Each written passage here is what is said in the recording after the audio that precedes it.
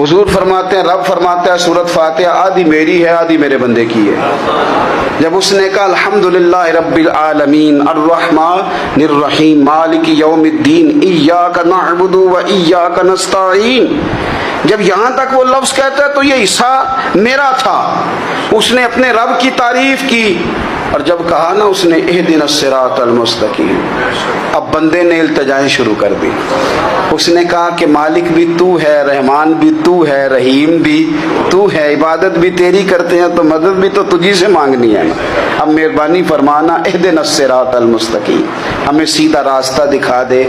صراط الذین انعمت علیہم،